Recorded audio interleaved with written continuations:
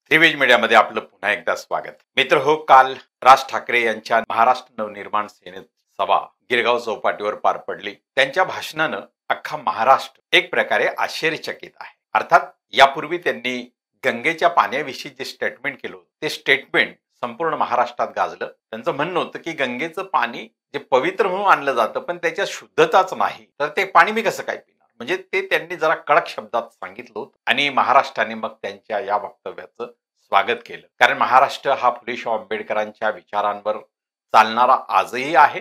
आजही या विचारांचं अधिष्ठान महाराष्ट्रामध्ये जनतेमध्ये छावून आहे. राजकीय भूमिका वेगवेगळ्या महाराष्ट्रामध्ये घडत असतील, परंतु महाराष्ट्राची सामाजिक भूमिका आजही ठाम आहे. आणि त्यानंतर काल त्यांनी जे आपल्या मेळाव्यामध्ये भाषण केलं, गुढीपाडव्याच्या निमित्तानं त्यांनी जो मेळावा घेतला त्यामध्ये त्यांचं झालेलं भाषण आणि त्याविषयी प्रतिक्रिया अशी की कदाचित त्यांचाही त्यांच्या भाषणावर विश्वास बसू नये एवढं ते बदललेलं, एवढं ते परिवर्तनाच्या दिशेने जाणार, एवढं ते पुरोगामित्वाच्या दिशेने जाणारं त्यांचं भाषण राहील. या भाषणामध्ये त्यांनी सर्वात महत्वाच्या ज्या काही गोष्टी सांगितल्या ते म्हणजे जो वाद महाराष्ट्रामध्ये सध्या चाललेला आहे औरंगजेब यांच्या कबरीवरून, त्या वादावरून महाराष्ट्रातल्या नागपूर शहरामध्ये दंगलही झाली आणि त्यानंतर त्या दंगलीच्या संदर्भात पुढील कारवाई सुरू पण आहे. परंतु एकूण महाराष्ट्राचं वातावरण जे चिघळण्याचं, त्या विषयावरून पुढे सुरू झालेलं जे वातावरण आहे ते त्यांच्या कालच्या परखड भूमिकेने त्याला निश्चितपणे आवर बसेल. कारण राज ठाकरे यांचा संदेश थेट तरुणांना गेलेला. त्यांचं म्हणणं आहे की त्या ठिकाणी जो इतिहास आहे तो इतिहासाच्या दृष्टिकोनातून पाहायला हवा. आणि जर समजा औरंगजेबची कबर ज्या ठिकाणी आहे तर त्या कबरीला पाहून नेमका काय इतिहास आठवतो, तर छत्रपती शिवाजी महाराज यांचा पराक्रम. त्यांनी औरंगजेब ज्यासाठी महाराष्ट्रामध्ये आला आणि जे ध्येय घेऊन तो महाराष्ट्रामध्ये आला ते त्याला शेवटपर्यंत साध्य करता आलं नाही, कारण छत्रपती शिवाजी महाराज यांच्याबरोबर त्यांचा लढा होता. इतिहासाच्या मांडणीमधलं त्यांचं म्हणजे छत्रपती शिवाजी महाराज यांच्याकडे अफजल खान बरोबर जो आलेला होता म्हणजे औरंगजेब कडून, तर त्या अफजल खान बरोबर आपण इतिहासामध्ये जे नाव वाचलेलं होतं कृष्णाजी भास्कर, पण त्याचं पुढचं आडनाव मात्र काही कळत. ते सामाजिक चळवळींनी ते शोधून काढलं, परंतु काल पहिल्यांदा ते पूर्ण नाव राज ठाकरे यांनी वापरलं. आणि शिवाजी महाराज यांच्याकडूनही बोलणी करण्यासाठी औरंगजेबकडे गेले, तेही ब्राह्मण. म्हणजे इतिहासातली ब्राह्मण पात्र नेमकी काय भूमिका करत. काही दिवसांपूर्वी वंचित बहुजन आघाडीचे नेते ॲडव्होकेट बाळासाहेब प्रकाश आंबेडकर यांनी एक विधान केलं की तुम्ही औरंगजेबला जे विरोध करता आहेत, परंतु तुमचे पूर्वज त्यांच्या दरबारात भालदार चोपदार राहील. म्हणजे ही जी गोष्ट बाळासाहेबांनी सांगितली होती, अगदी तीच गोष्ट राज ठाकरे यांनी वेगळ्या शब्दात अशी सांगितली की तिकडेही ही मराठी माणसं ही नोकऱ्या करत होती दोन्हीकडे. म्हणजे ती जी लढाई होती ती जरी राजकीय असली तरी दोन्हीकडच्या शासन प्रशासनामध्ये जे तत्कालीन हिंदू किंवा खास करून त्यांनी जी नावं घेतली तर ती शासन प्रशासनातून ही जी मांडणी आहे इतिहासाची ही निश्चितपणे त्यांनी ज्या पद्धतीने केली ती महाराष्ट्राला अवाक करून. आणि एकूण महाराष्ट्राचे जे प्रश्न आहेत, मग बेरोजगारी असेल, उन्हाळा आला मग पिण्याचा पाण्याचा प्रश्न प्रत्येक खेडेगावामध्ये आणि महानगरांमध्ये तो भेडसावतो. शेतकऱ्यांच्या आत्महत्याचा प्रश्न असेल, लाडकी बहीण योजनेच्या नावावर निवडणुका जिंकल्या असल्या तरी आता त्या लाडकी बहिणींचं काय नेमकं करतात. तर या सगळ्या प्रश्नांवर जे खरे प्रश्न महाराष्ट्राचे आहेत त्या प्रश्नांवर कोणी बोलत नाही. आणि राजकीय प्रश्न ज्या ठिकाणी लोकांचे प्रश्न सोडवले पाहिजे त्या विधिमंडळात, त्या सभागृहामध्ये औरंगजेबावर चर्चा करता आहेत. आणि ह्या राजकीय लोकांचं इतिहासाशी काय घेणं देणं आहे त्यांचा प्रश्न रास्त आहे. म्हणजे जे विधिमंडळ लोकांच्या प्रश्नांना सोडवण्यासाठी आहेत, हे लोकांची माथी भडकवणाऱ्या विषयांवर तुम्ही चर्चा करतात, याचा अर्थ नेमका काय.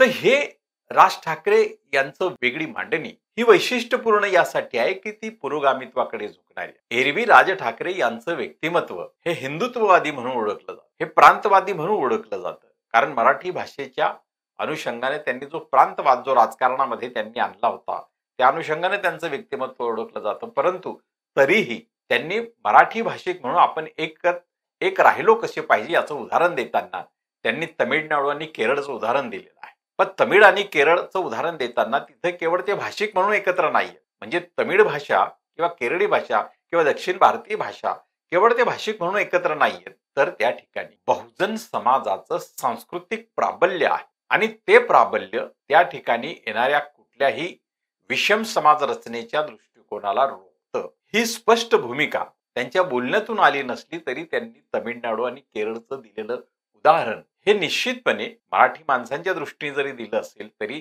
त्याच्या मागची पार्श्वभूमी खास करून तमिळनाडू ती कधी ना कधी त्यांना कळेल किंवा ती कळलेली असेल, परंतु त्यांनी ती आपल्या भाषणामध्ये उद्धृत केली नाही एवढंच. तर हे राज ठाकरे यांचं भाषण लोकांना आश्चर्यकारक का वाटलं याचं कारण की त्यांचं व्यक्तिमत्व हे शिवसेनेमध्ये असताना पासूनच हिंदुत्ववादी राहिलेलं आहे आणि ते केवळ हिंदुत्ववादी नाही तर जहाल हिंदुत्ववादी राहिलेलं आहे.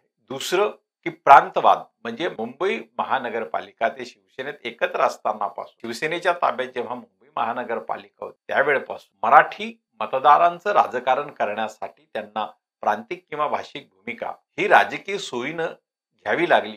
परंतु काल त्यांनी समस्त मराठी जणांना आवाहन केलं. अर्थात मराठी जणांना केलेलं आवाहन हे काही सामाजिक असू शकत नाही, कारण या मराठी भूमीमध्येच कधीतरी खैरलांजी होतं, कधीतरी खरडाही होतं.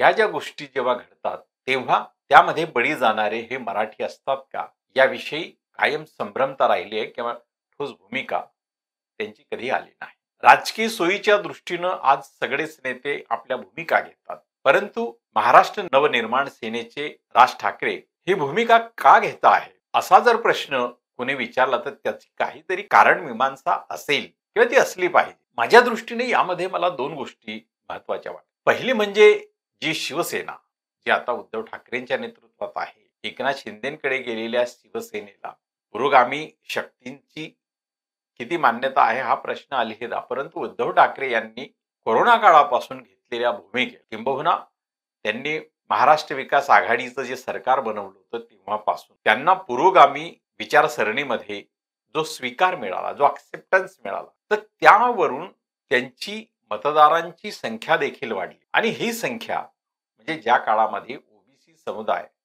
हा खास करून भारतीय जनता पक्षाच्या मागे आहे अशा वेळी आणि वरच्या जातीही भारतीय जनता पक्षाच्या सोबत आहेत असं जेव्हा चित्र दिसतं तेव्हा खास करून अनुसूचित जाती किंवा आंबेडकरवादी देखील ज्या पक्षाच्या मागे गेले तो पक्ष उद्धव ठाकरे यांचा शिवसेना. त्यामध्ये काही प्रमाणात शरद पवार यांच्या राष्ट्रवादी काँग्रेसलाही साथ मिळाली. तर ही जी गोष्ट आहे, उद्धव ठाकरे यांनी पुरोगामी भूमिका घेतल्यानंतर त्यांना मिळालेलं जनसमर्थन आणि त्यामुळे आगामी काळामध्ये, कारण आजही महायुतीची सत्ता जरी महाराष्ट्रामध्ये असली तरीही राज्याच्या अंतर्गत असलेल्या महानगरपालिका त्यांच्या निवडणुका आजही होत नाही. याचा अर्थ महायुतीला जनसामान्यांमध्ये आपण अजून स्थिरावलो आहोत याचा विश्वास आलेला नाही का. तर दुसरी गोष्ट अशी की जेव्हा उद्धव ठाकरे यांच्या व्यक्तिमत्वाला किंवा शिवसेनेला पुरोगामी जर मोठ्या प्रमाणात स्वीकारत असतील तर मग तिथे आपण एक भूलभुलैया निर्माण करायचा का. कदाचित या नव्या राजकीय प्रवाहांमध्ये अशी शक्यताही नाकारता येत नाही की उद्धव ठाकरे यांना मिळालेला मोठ्या प्रमाणातला प्रतिसाद किंवा स्वीकार हा जर काही प्रमाणात थोपवायचा असेल तर तो महाराष्ट्र नवनिर्माण सेनेच्या राज ठाकरे यांच्या माध्यमातून आपल्याला थोपवता येईल. कारण राज ठाकरे यांनी जरी तशी भूमिका घेतली तर निश्चितपणे त्यांचाही ॲक्सेप्टन्स वाढेल. ही मला वाटतं त्यांच्या भूमिकेमागे एक भूमिका असावी. त्यांनी शेवटी जे म्हटलं की आमचा पाठिंबा हा मुख्यमंत्री देवेंद्र फडणवीस यांना आहे आणि आम्ही म्हणतो ती भूमिका जर ते मान्य करत राहिले आणि तसं वागत राहिले तर आमचा पाठिंबा त्यांना कायम राहील. म्हणजे एका बाजूला राज ठाकरे यांनी मांडलेली भूमिका आणि दुसऱ्या बाजूला देवेंद्र फडणवीस मुख्यमंत्र्यांकडून त्यांनी व्यक्त केलेली अपेक्षा या नेमक्या विरोधाभासी आहे. आणि हा विरोधाभास नेमका कसा निवडता येईल हे पाहण्यापेक्षा हा जर विरोधाभास त्यांच्या विचारांमध्ये कायम राहिला तर त्यांना ना पुरोगामी स्वीकारू शकत ना प्रतिगाम्यांमध्ये किंवा या सनातन गोष्टींमध्ये त्यांना स्वीकारलं जाऊ शकतं. त्यामुळे त्यांना कायम आता एक परखड, स्वच्छ आणि स्पष्ट भूमिका ही आपल्या राजकारणाची पार्श्वभूमी म्हणून भूमिका म्हणून या पुढील काळामध्ये कायम ठेवावी लागेल. त्याशिवाय त्यांच्या पक्षाची जनमान्यता किंवा जनमानसामध्ये त्यांच्या पक्षांना वृद्धिंगत होण्याचा मार्ग अन्य नाही. त्यामुळे ते जर पुरोगामी भूमिका सातत्यानं घेत राहिले तर निश्चितपणे त्यांच्या पक्षाला येणाऱ्या काळामध्ये भविष्य आहे. एवढंच आजच्या या त्यांच्या भाषणाच्या निमित्तानं आपण बोलतोय. हा व्हिडिओ आवडला तर नक्कीच लाईक करा, शेअर करा आणि चॅनल सबस्क्राईब